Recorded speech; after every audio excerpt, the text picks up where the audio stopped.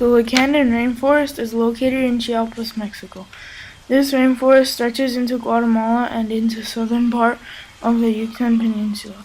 It contains 1.5% of all of tree species, 33% of all Mexican bird species, 25% of all Mexican animal species, 44% of all Mexican diurnal butterflies, and 10% of all Mexican fish species.